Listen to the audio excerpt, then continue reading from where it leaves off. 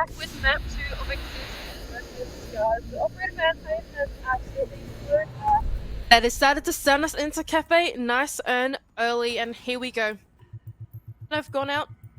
It means that all the range hard reach has been left in, as well as all your EMPs as well. Brother being taken out is a really interesting one for me. I think for Brother, making sure that the utility around the defenders are going to be safely accessible to the defenders, especially on a more claustrophobic map like Cafe, where you want to be playing actually next to your ADSs. I imagine you've got your more strong power positions like inside a shop, that kind of thing. Making sure that there can't be grabber cams inside of there to hack those gadgets and keep the defenders safe is going to be a pretty crucial part going into this map. Now for y'all at home that haven't quite realized yet, I'm missing a co-caster for a little bit, so it's just going to be you and me for a couple minutes. We're going to be starting out on this top floor. SCARZ on the defense, and for IGZIST, they're bringing along something pretty special. We've got the Monty and the Capitao in hand, so really it could make both executes viable, whether they want to go for a Red Hat drop or they want to go for Cocktail. Both of them could be put to use, but we'll see what they're able to do. Starting out on the attack, it would indicate to me that we are looking for a more cocktail-centric push on the side of IGZIST. We've immediately got Salty spawning out on this park side of the map, Diffuser in hands with the Monty, and Marvy to follow behind him on the Bark. Not only that, but we have Sifty as well on the Capitao, who has made his way over towards Repels on that eastern side of the balcony. There he is now. And they can start to send in drones through that white hallway and claim their ground on the ground to mid-floor. I like this Monty pick, but always a challenge to figure out exactly how you're going to use it on Cafe. There's a lot of C4able floor as well. IGZIST, starting on the attack, makes it very difficult for them to continue that momentum, I feel like. You're always going to have a little bit more comfort on your defense, even if it's a slightly attacker-sided map, as Manic mentioned. I think that SCARZ should be in the driving seat here. Surely Rek doesn't get the drop on the Monty.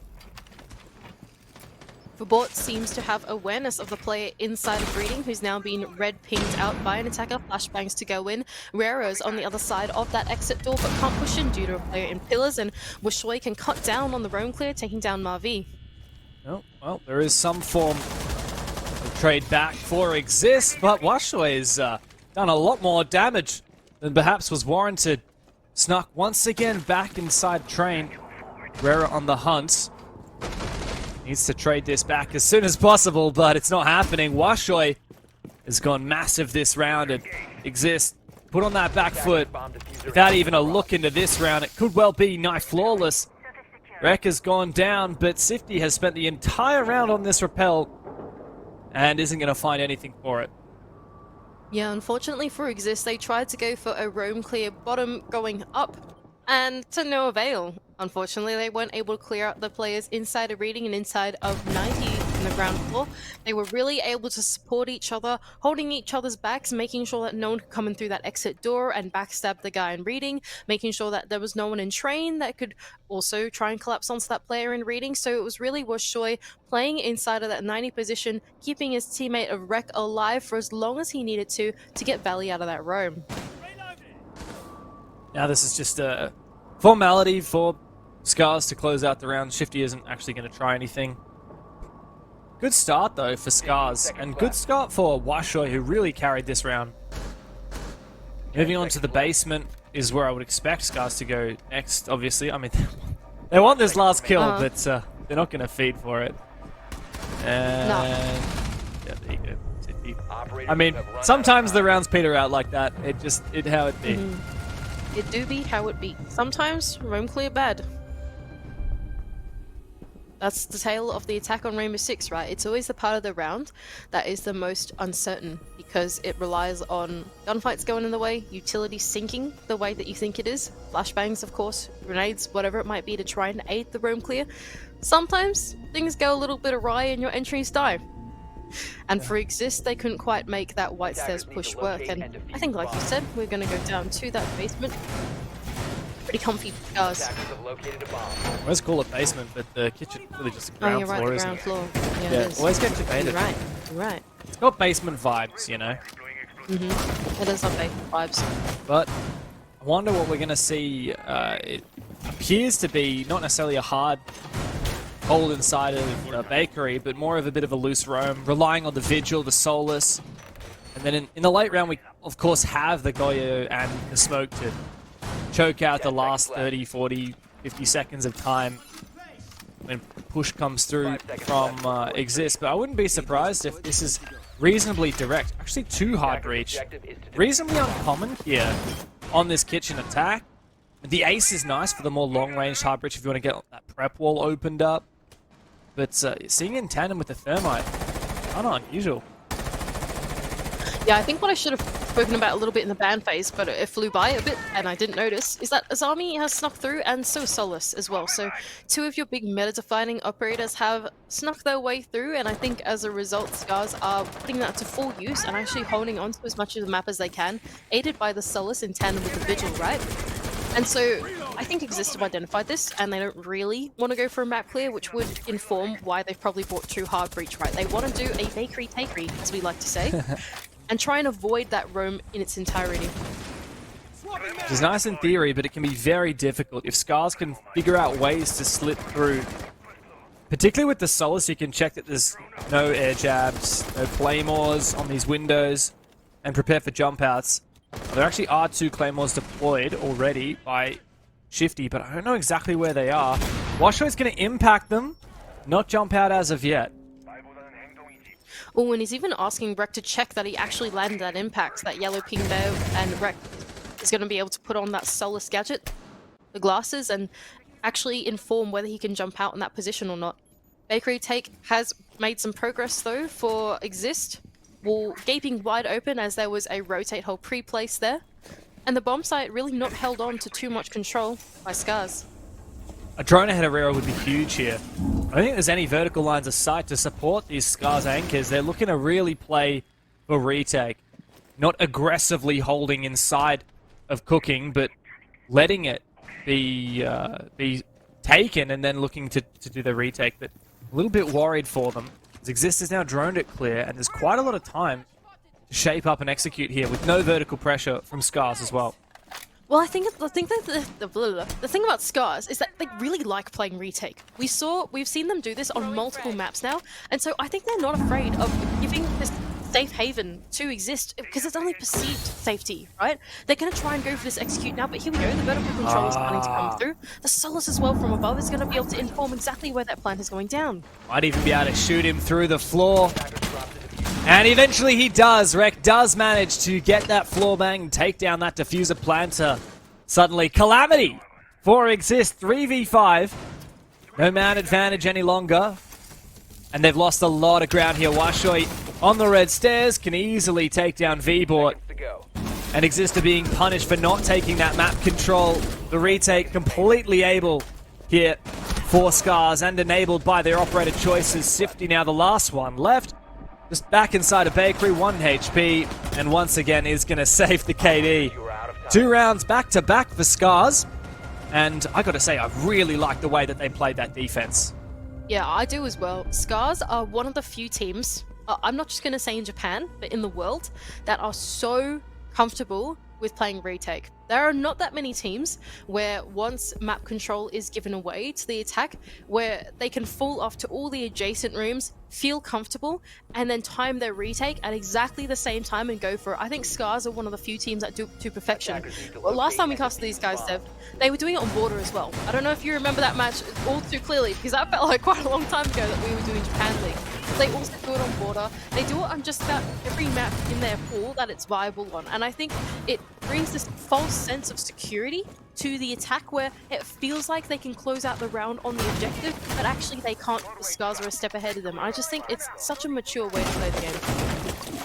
It's really exciting because SCARZ sometimes look a little rough around the edges. When the pressure seems to get to them, like we saw in the SR calls, like we saw on map 1, they stop acting like this really insanely creative and next level team, and they start looking like rookies. And that's the scariest part, right? Like, that's not the SCARZ that we want to show up here when it matters in semi-finals with major spots on the line. And finally, we are seeing them return back to the form that we know and love them for here on map 2. Was a bit worried for them after seeing what happened on Bank, but I'm really optimistic. Grenade lineup to try and clean out a player inside the bathroom or inside of that white hallway, but doesn't connect to anybody. Seems like a pretty standard take through the top floor, going down the red hatch. Keep in mind, no hard breach for IGZIST will mean that they cannot open up any walls inside of the bathroom, although it has actually been pre-opened. They can't open up walls in backstore, which I believe have not been pre-opened. Now here's what we were talking about in the ban phase, right? Sometimes you play Cafe with Azami, and sometimes you play Cafe without Azami. And when Azami is on the board, you see these really close setups where they play inside of Piano itself, open up a red wall sometimes, and are able to directly contest these repels. But it's going to be awkward now for IGZIST. Want to see what the setup is inside of Piano, and of course this Azami is very much changing the equation. Gonna have to be some serious repel game. The player on the south repel, Shifty, could really open it up, but doesn't land the critical shots. Eventually can close onto Washoy. That is massive. That's your Azami going down. The reason why Piano can be so hard to hold is because of that one operator. Rek now inside of backstore really felt that pressure. Down low HP now, as IGZIST have really opened up this round by taking down that critical Azami player. I think the thing to keep in mind here, though, is that yes, even though they have taken down that Azami player, what they're running out of now is utility. They have no more flashbangs, they have no more explosives left to try and deal with these power positions, although they do have info, and it seems like SCARZ are maybe not close enough to deal with it. Next point of ingress for IGZIST is this wide hallway. VBot's made his way on forward. He's got so much information fed to him, and he knows exactly where this player is around the corner. The shotgun is the perfect tool for that engagement. And now full control for IGZIST as the last two players from SCARZ downstairs just holding onto that bomb site. Full vertical now available for SCARZ. With that buck up as well, IGZIST should make short work of this floor. They have to convert in the next 30 seconds. 26 seconds is not a whole lot of time to be able to make an execute work. A C4 to ring out from Fish like shotgun in hand. No. He's able to collect the first. That's Marvi going down and the diffuser with it. Tayo has to land this, and he does. This is very awkward now for IGZIST. They had a 5v2. Surely they can't let it slip. 5v2 down to 3v1 as Fishlike is the last one standing. That diffuser hasn't been picked up as of yet, and he finds two before being traded. IGZIST, they are so lucky to have stolen that round. Oh, thank goodness for that, IGZIST. They did such a great job in clearing out that top floor and going through the mid-round. It got down to the last few seconds there, but it got certainly very close. But being able to play out that final trade, close out the final kill onto Fishlike, SMG-11 in hand can collect two, but the magazine isn't big enough for three. And eventually, IGZIST, they can clean up an attack. Yeah, they finally get one on their score column. Desperately needed after the flying start that we saw from SCARZ. But the fact that SCARZ really almost brought that back from a 5v2, that doesn't fill me with confidence, Mandy, that IGZIST are going to have what it takes. The early round was great. The mid round was great. The conviction to just go for that cocktail push-up from White Hallway when they had the info, phenomenal. But then IGZIST falling and letting 4 players die in the 5v2, very, very scary. Well, that's the secret strength of the reading fireplace bomb site. I feel like we say this time and time again on the cast step, but I feel like it's both of our favorite bomb sites on this map, right? Like, we love reading fireplace, and the whole reason why is because it's a bit of a trap for the attack. Not only do they have to clear out the top floor, but then they also have that added step of being able to make their push work on the floor below that as well, right? Because that's where the bomb site is. So even though you have the top floor control, that's not the round done yet. You still need to execute onto the bomb site, and it really extends out that mid round, especially when you compare it to that top floor when it's actually the bomb site, right? You're a lot more close to the execute, and so often it can be a little bit easier to get your wiggle way in on and try and find a default plant, but not when it's reading in fireplace. Yeah. Great bomb site, but we're changing it now. This top floor clear actually was really great for IGZIST when they were attacking reading. So the fact that we're going back to bar and they've had some success on clearing this piano position, clearing the Azami, clearing the bar backstore shield, that does make me pretty optimistic, Mandy. My question is Washoy going to be a little bit more wary of these window repels? Because last time, he died to that south rappel. And he definitely can be a bit more cautious about his positioning to not be caught out. Yeah, here we go. 2 Azami barricades and a shield to support him in his position. 2 ADSs as well being burnt out. Rera has only got 1 explosive left in his hand and 1 concussion, so he can really only take down one of these Azami barricades or the shield, and in fact that shield is still being protected in the line of sight too, so really the Piano is going to be such a fortress and it's going to be so hard to get rid of. They just don't have enough explosives to do it. Got 2 Givers right next to each other, all taken out by the same nade though, so that's something for the attack as Washway is pushed back but still allowed to survive. Now his shield cleared. So while Piano was a fortress, the attack has mounted. IGZIST have besieged it. And the layers have been peeled on back. Washway not needing to overpeak. He's already found the one. Now he's just going to lie in wait inside Pixel. Yeah, really good job from IGZIST. They really only had 2 more explosives in their hands to be able to make that work, but they do. And now Piano control is theirs. They can also use their Azami barricades to their advantage as well here, now that it is compromised.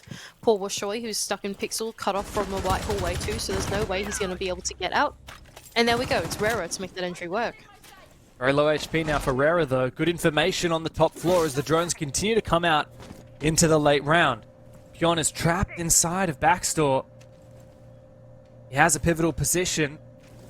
Rera is low HP. Who is that player covering him? I think that's Salty. Sees his position! Excuse me? How on earth does the SMG-11 land that headshot? He had absolutely no right winning it, and yet Pion has stayed alive here for SCARZ, as it's just Marvi in a 1v4. What looked to be a great round for IGZIST has fallen to pieces. The back of some ludicrous shots. Now Marvi will attempt to land some ludicrous ones of his own. Finds 2, but no time to find the other. And SCARZ to close that bar bomb site where realistically probably should have lost it. Yeah, really good job from them in the end to hold all their ground, long-range gunfights. I think the danger in playing the attack on that way, right, is that you use all of your resources super early in the round, right, Dev? You go in to what is Piano, that becomes a fortress, a castle of its own, and you clear it with all of your utility, and then by the time that you get to that mid-round where you need to then get control of Backstore, you need to get control of the white hallway and then fight the long lines of sight inside a long bar, then you no longer have grenades to try and flush out plays inside of Cocktail, for example. You can't use your flashbangs to aid the entry because they've been used to burn the ADSs. And so I think for IGZIST, for SCARZ being able to peel back the layers of that onion and trust themselves that they will win out the late round with the positions that they've got was really good and disciplined for them. SCARZ have shown that they can always bring it back even from a deficit. There's 2 rounds in a row where it's looked like IGZIST has had it. Even though on that reading bomb site they did end up locking it, SCARZ certainly gave them a run for their money. This defense has been looking good, and as Manic, and I guess we all discussed on the desk before the show, Cafe not quite as defender-sided as we once saw statistically, but the Azami is in, so it's pretty, and the Solus as well, which was so impactful on this kitchen cooking bomb site. So it's hard to imagine this isn't going to be a defender's favored game, and because of that, I feel like SCARZ need another round here at minimum. I think that's exactly right. I think that SCARZ are certainly in the upper hand with the operator bans that have come through. Not only that, but I think on the attack as well, not having Ying is a bit frustrating. I think for the attack, you can't really use those Candelas to clear out rooms as quickly and as swiftly as you might have before. And it's also one way to subvert these like big setups that you have, right? In the end, it doesn't matter if you have a flashbang in the room and the entry to come through. You don't actually need to clear the utility. You can just make the entry work, right? So not having Ying really cuts down the utility that the attack can have. We're going to start out here on this roam clear though. Rek, he's going to be the one playing inside of that stage position. We'll open onto the red hatch drop and Solus gadget in hand to tell exactly if they know where he is. Oh, but he does find one as he jumps out. He is traded, so a great defender to eliminate early if you're on the attack. It's the Solus. But at least he found one. It is Salty. 0-5, by the way. Again. Moshoy as well, seeing that his teammate has perished before him, is deciding to try and fall off as well, but not before being caught up by Verbort. Nice roam clear for these guys, now cutting down the map, ground floor control in their hands, and the buck on Rera too, so they can make full use of this vertical control. Quite the opposite kind of push here for IGZIST from what we saw last time they attacked this kitchen cooking bomb site. No more direct bakery takery, it's all about the vert game. As Rira begins to get to work on the vert, you can also take down some of these Vulcan canisters on the side as well. Saw down that denial. Thing is, Fishlike still has some keeper barriers to deploy in the late round, and Tayo has brought the numbers back to an equality here for SCARZ. So I certainly wouldn't be counting them out yet on the defense. Mid-round rotation though from IGZIST. They're deciding to go for bakery instead, but like we said, the Goyo canisters are going to stop them in their tracks. Only 40 seconds left to go in flashbangs to try and aid the entry, but of course they can't walk in through that double door as there is fire on the ground. Was that a hacked camera? I didn't quite thought that wasn't hacked, but taking out the bakery cam regardless. The smokes go out to try and aid the push, but it's all fallen to pieces now. V-Ball pushing the bakery and lost his life. Marvi and Shifty now try and convert what seemed to be a strong roam clear and has now fallen apart. Fishlike on the site. Marvi finds one. They know where the second is as well. Fishlike hiding behind the benches here as Marvi is caught in the flames. Shifty and him must try to clutch up as Pyon has the gas to protect, but he can't get the angle. The shot, he might be able to open a line of sight. He does take down the last player, but there's still one more lying in wait. It's Shifty as the track stinger make this hella awkward for Pyon on this retake. Dancing around the corner, there is no doubt Shifty is favored here. Pyon has to be sharp with the SMG-11. Round to the next corner, and of course, Shifty is able to cover. A great retaliation there, and a redemption for IGZIST. Really nice work to make that mid-round adaptation to decide to go for bakery instead. Unfortunately for Pyon, he wasn't actually able to crossfire with the defender that was on the site because his line of sight at the bottom of the red says had actually been blocked off by the Azami barricade, right? And so he couldn't get a look in as the attackers went in through that prep area, and he couldn't stop that diffuser from going down in time. So unfortunately for SCARZ, a slight misplay cost them the round in their setup, and IGZIST can claim one more on the board. Yeah, it's pretty detrimental when all it takes is one keeper barrier that you thought was going to be helpful for the defense, but it actually prevents that retake strategy. We talked a lot about retakes. The last kitchen cooking defense that SCARZ managed to successfully retake. It's a shame when one of the players puts together a pity util that's actually denying that retake. As we're about to get back into it, just having a quick tech pause. But it's very tight here, Mandy. I feel like there's a real shot here for IGZIST to tie up the score. I certainly think so. I think that your 4-2 pass line for Cafe is actually quite a fair assessment of what has gone down in the operator ban phase, and I think for the way that this game is playing out as well, it should pan out that way, I think. I think for SCARZ, it's not like they're losing these rounds by like massive margins, right? Like that one, that was close. That was a 2-on-2, just a small thing that didn't quite go their way, actually cost them the round. Even the round prior that they lost, it wasn't like the worst loss ever. It came down to a 1v1 in the end, and they couldn't quite win that one out on reading. Of course, it was the SMG-11 in a 1v3. It's always going to be a hard one to win, right? So I think that for SCARZ, I'm not actually too worried about them so far. IGZIST are kind of just scraping away with round wins, but round wins nevertheless. I just am scared, Mandy, because of what happened on map 1, because SCARZ lost their own map pick, because IGZIST seemed so confident on their attack, but also had quite a bit of bite on their defense on the first map. It just makes me really scared.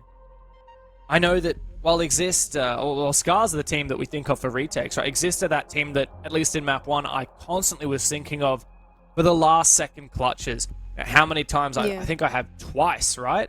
That there was a denial of the plant in the very late round, or some IGZIST player that just slipped through the fingers of SCARZ and managed to pull the pin on their attack right at the buzzer at the final moment. And that really scares me. Moving into the second half of Cafe, I don't know, I feel like if IGZIST win this round, they are in the driver's seat to take the map. I actually do think that off the back of your point, that is kind of the tale of these two teams, in my opinion. They're so closely matched. I think their playstyles, yes, they have some differences, but for the most part are relatively similar compared to the rest of the Japan League. And I think that, like you're saying, it's just the small things in the round that are skewing round wins to go one way or the other, right? Like those last second clutches, the 1v1s, 2v2s. and things just going right for SCARZ or just going right for IGZIST that are actually like closing or winning out rounds for them, right? So I actually think you'd be right in saying that for SCARZ, they don't often seem to come out on top of those micro battles, unfortunately. And yeah, I'm actually going to agree with you. I'm a little bit scared for them as they go to their final defending rounds, and we'll have to find all those adversities on the attack. I do just wonder as we creep closer and closer to the potential end of this map, with the prospect of a 2-0 in favor of IGZIST looming over SCARZ's head, is that going to affect their performance? Because we've talked about, we know what they're capable of when they're at 100%, but how can they be at 100% all of the time? Well, they can't, and we've seen that. But time and time again, they just don't play at their best when the pressure is on the line, when there's so much going on. The metagame, when talking about major spot, when we're talking about a 6 invitational spot, that's where this team starts to crumble. The stakes are cooking for SCARZ as we go over to yet another reading and fireplace defense. Similar hold being employed by Washoi, who's playing the Azami inside of the piano room once again. The rest of the defenders... Sorry? Is there a set piece forming? We've got the Amaru. Surely this isn't something crazy. Yeah, that's what I'm thinking too. I'm thinking that IGZIST are actually going to go for a more cocktail-centric push here, right? They're going to try and find this control in the top floor, but only on the eastern side. And then from there, they could surely translate that into reading. Oh, in goes the Amaru with the shotgun! It's the perfect ingredient to take down that player inside a cocktail, but the trade comes through thick and fast. And Washoi is able to retake that control. No, it's actually Wreck, and he's not able to deliver the final blow. Finally does. And this push is very much fallen apart now for IGZIST. They have found a couple of kills along the way, however. And that might make it salvageable. Still a player repelling on the south side, but Washoi does try to close that off as best as possible. Same case for that white stairs window. Tough position now for IGZIST, down in the man advantage, and unfortunately, no map control to boot with it. Both these attackers are still external of the building, and so no engagement will come off soon enough. They just need to inform what they want to do next. Drones being sent out for both of them. Marvi, directly on top of that skylight, is going to try and collect a kill from above. But SCARZ, they're being pretty disciplined. Just listen, if you're Washoi right now, listen, can you hear the gridlock walking on the roof above you? Certainly hear Nomad, the flashes, the sprays, just tempting some kind of push here. And in fact, Marvi does manage to find the kill from the new hatch. Takes down Washoi. I think that was a bit of a bait from Shifty trying to get Washoi to peek, and it seemed to work. 30 seconds now. That timer looming. That was really good teamwork there, being able to distract the player to face that exit door as the hatch drop came through. Was able to collect there first, but now it's a 2v2. There's 18 seconds, and Dev, there are still 2 players left to find. Marvi has that diffuser in pocket. Is he able to find the player? Wreck on the other side of this rotate hole. Marvi pre-fires his head. It's all up to Fishlike now, and they have absolutely no clue where he is. The first kill comes out, and the call does not come with it. And so IGZIST are not able to find that final defender. The SCARZ do find the 4-2 half that they were looking for. Oh, these rounds are so exciting, Dev. Every single round between these two teams comes down to the tiniest thing going right or wrong. Every single round, almost, without fail. Yeah. And just, oh, that was so close for IGZIST, for Marvi, the IGL of this team. To be able to calm the 2 versus 5 there, say, okay, we're going to isolate the brown stairs player first, send in some flashbangs, distract him, I'm going to go in for the kill. And then after that as well, to make the entry work in the site for the second. But Fishlike was there to clean up the final 2 kills. It was so close, making that round disadvantage work. A really nice try from Marvi on IGZIST, but like you said, SCARZ are going to comfortably have that 4-2 half on the defense. And that's exactly what they were looking for. It's the moment where they think, hey, maybe there is a chance here that we can push to map 3. They just have to have some teeth on their attack now. As IGZIST go up to the top floor, we have this Castle Aruni set up in tandem with the Azami. This is going to make it very, very difficult to hold piano. I mean, these Aruni gates themselves just make it so hard to clear the castle barricade that's no doubt about to be placed on that position. You've also got Wamai, so this is a very technical defense, a very technical one to clear. Fortunately, quite a few ingredients to do so on the attack. Exactly. That's exactly what I was about to comment on, right? SCARZ, what they've brought along is Flores, the magic ingredient for the attack, and that's what IGZIST didn't bring along at all. Not only that, but they have 2 sets of flashbangs and 2 sets of grenades as well. So if they want to play the utility game... Oh, really? That's 3 a lot sets of nades. You're right. That's a lot of nades. nades.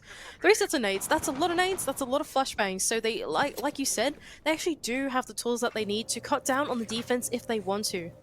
But I think the Flores is going to be the real key ingredient here, right? There's no mute on the board to support that setup inside of shop, and so if they want to send those Flores drones through the hatches or whatever, it's certainly a viable option. My question, man, is we're going to see the same kind of gusto from IGZIST that we saw on map 1, you know, those CEO jump pads. Because that could throw a spanner in the works. It's all well and good to have these high utility operators like the Flores, but you start throwing a spanner in the works, it can really change things. I like this. She's got a lurker inside a garage waiting for a player to run down there on the defense to contest the south rappel. So that could net kill for SCARZ. It does cost a player. SCARZ are very good at thinking a step ahead, and having a lurker there in the pivotal position to make sure they can play that that south rappel safely is mission critical to cutting down the defense. By having a player on the south rappel, it means that where Warden is at the moment, where Report is, it can be quite scary. He's essentially stuck inside of this corner now, right? Because if he goes any further right towards the box, he's going to be destroyed by that player on the rappel. So he's in a really tough spot now. He's also vulnerable to the drone hole as well, which is exactly where the nade is sent through from Fish-like. And then a slew of kills as Rek does catch out the player going for that peak on the south rappel. Perfectly read by SCARZ. Now very difficult for IGZIST to fight back. It's actually so smart from SCARZ to be able to think that many steps ahead. A grenade to sink out onto that cocktail 1 position, as we like to call it. But there's no player there. In fact, Shifty has actually pushed up towards the bar. A bit scary. The player dropping down real fast in his line of sight. As SCARZ can start to move their attention towards the cocktail side of the map. Yeah, my concern here is the conversion, Mandy. Yeah. 2-man advantage. But are they going to be able to find some actual execute to push into the site? Aid in pocket for Pion would be the perfect ingredient here to flush out that Mamai's position. Rex found 1, and the collapse comes through for SCARZ to perfection. A simple drop down the hatch, a 3-2-1 go. And they lock out the final 2 kills required.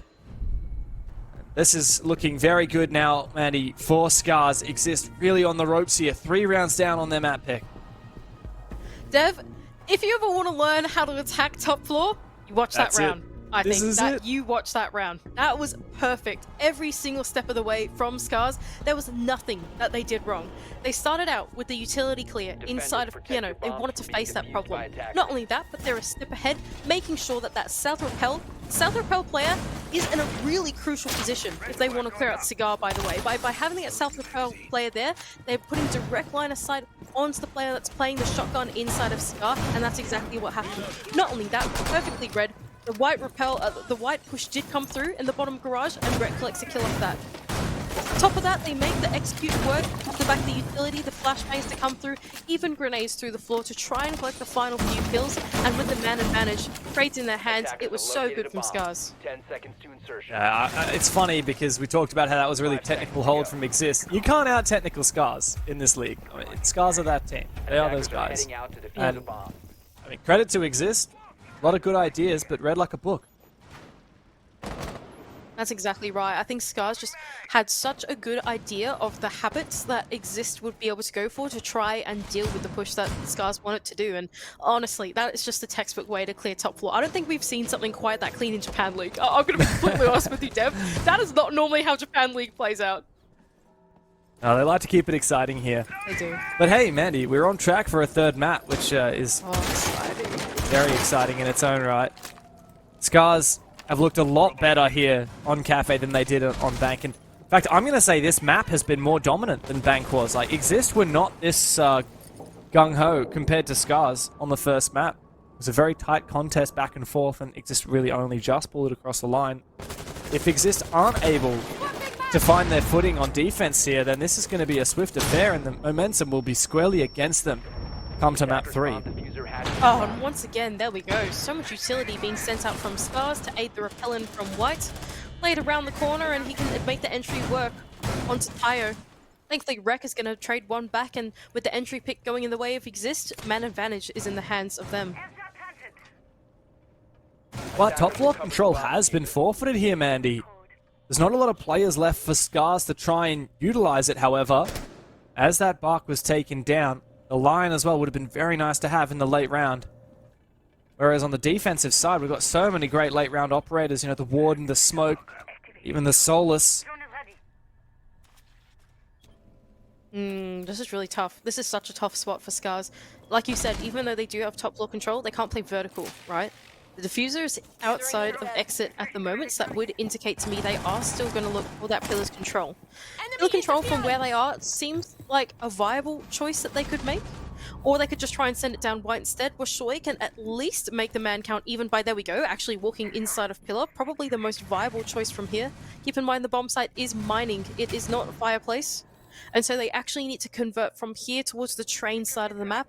And I'm not sure that SCARZ actually know. Position of the Yana revealed. Audio cue from taking down that barbed wire. And Salty's going to go for a rotate now. Is that going to be the right play?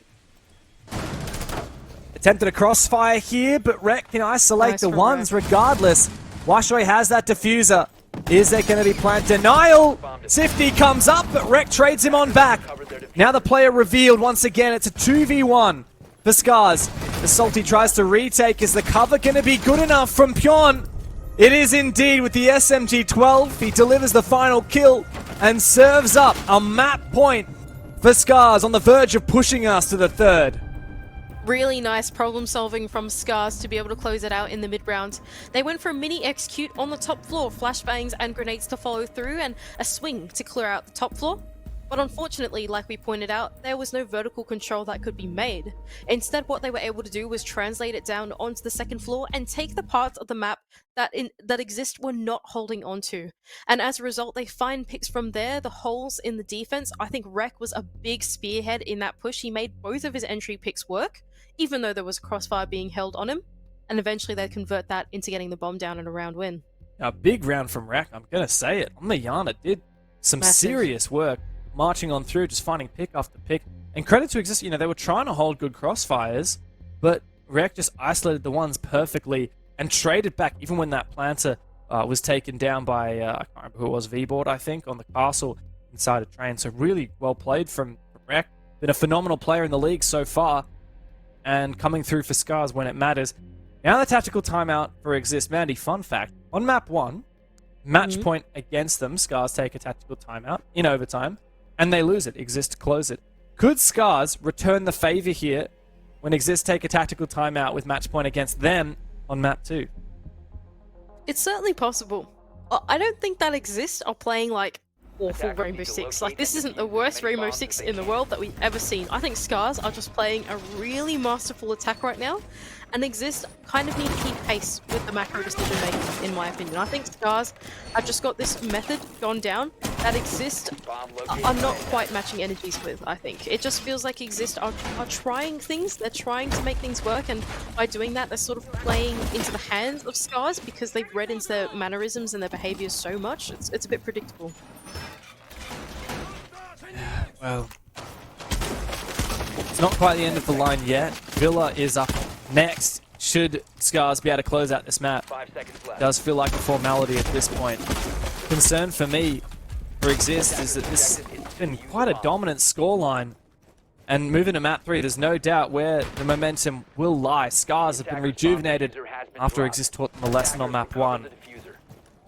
I guess they better pull out all the stops. We're going to a third different bomb site, Mandy, in 3 rounds.